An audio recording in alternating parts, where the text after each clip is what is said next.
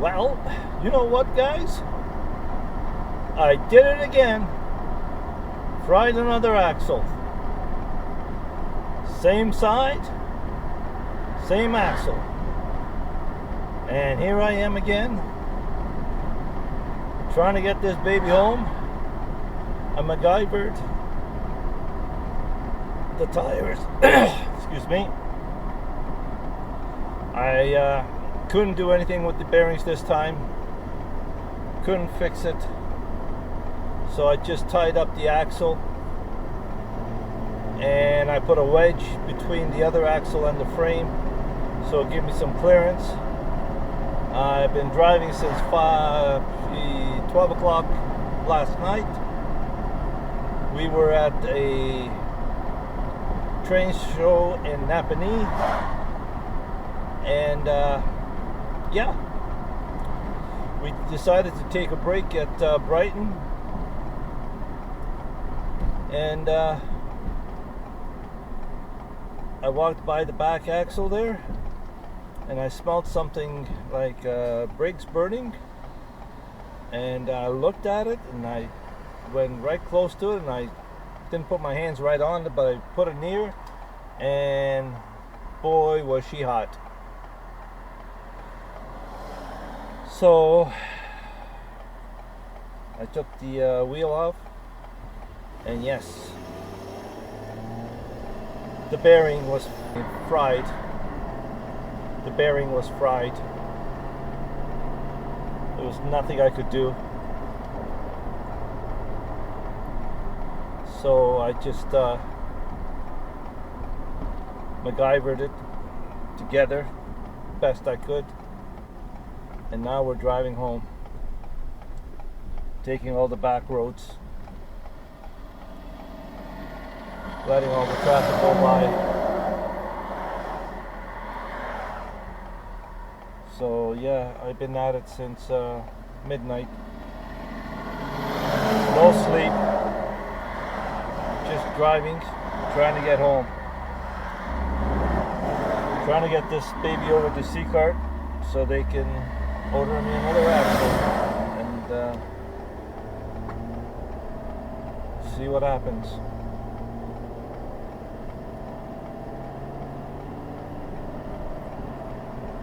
So that's what we're doing. Thank goodness I had today off. Otherwise, I wouldn't be going to work today. It would be a very interesting phone call.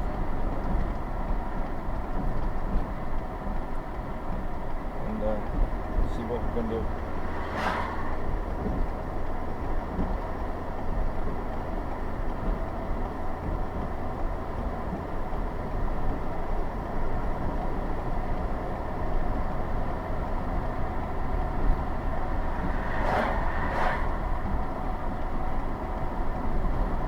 Hopefully my quick fix will hold and get me home.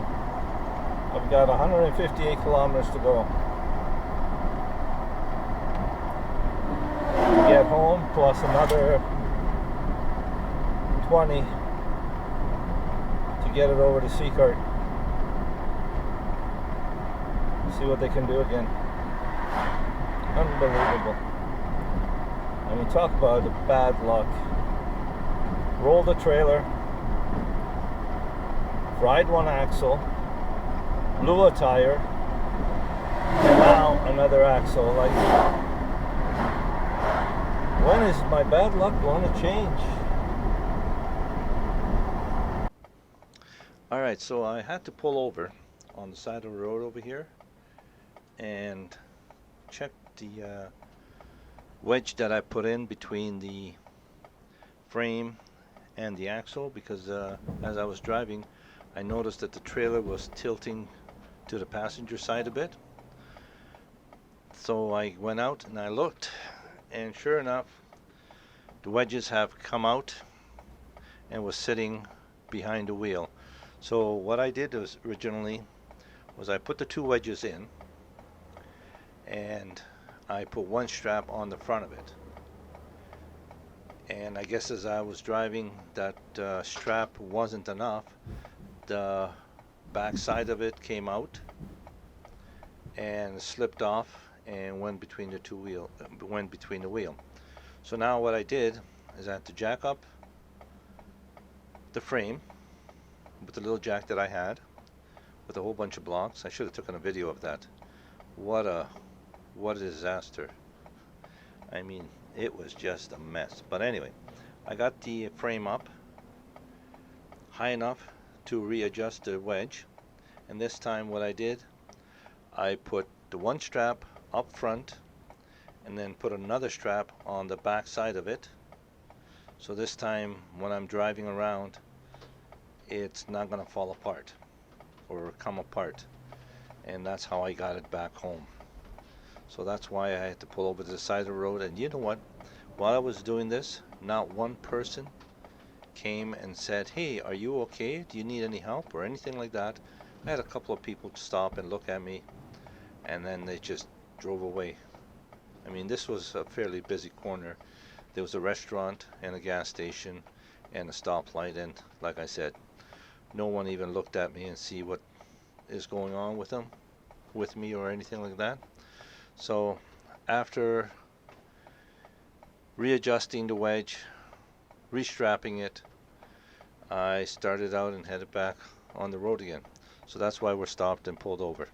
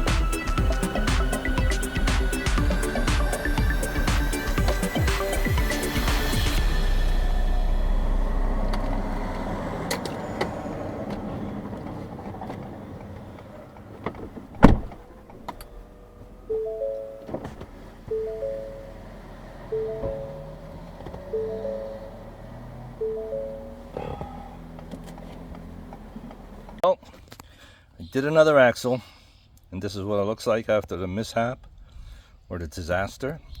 I got the baby all strapped up.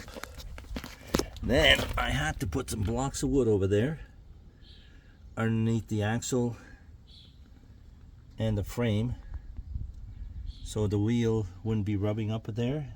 I have a little bit of more clearance because I found as I was driving at home it was rubbing up there, so I had to do what I had to, put some wood underneath it to keep the axle and the frame apart a little bit more and give me more space up there. But yeah, so I burned another axle. Learn from your mistakes, they always said. So this time this is going to be a costly mistake. This is the same axle, same wheel that I burned out 5 years ago.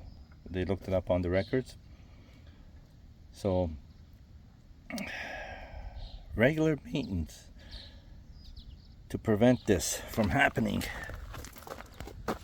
This is what happens if you don't do your regular maintenance on your vehicles, trailers, whatever. You burn out the axle or break something. So this is the wheel from the axle, and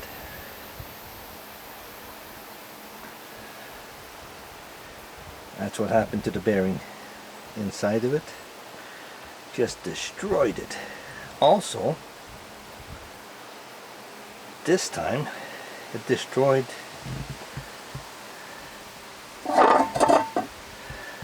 the drum as well. So I don't know if the brakes for some reason seized up at first and then just caused so much heat that the bearing just couldn't take it and just blew up. So this is what happened. So as you could tell or seen from earlier, bearing shaft was destroyed, and then this is why I could not get this back on. There's no way this was going to stay on the spindle at all. So I had to tie it up and then drag it home on 3 wheels. So we dragged it home 266 kilometers on 3 wheels. So, so now I'm just waiting for another axle, and from now on, every spring I'm taking this thing apart, checking the brakes, greasing the axle. Even if I don't take it out, I'm still going to be doing that, because I don't need this. This is a little too much. Alright, so this is what happened. Like I said, I did it again. Another axle, another expensive repair that could have been avoided. If you do your job right or check your trailer equipment, you can avoid these kind of things. But if you neglect, this is what happens. You pay later. And I pay. I'm paying for it now. Alright, thanks guys for watching. See you on the road again.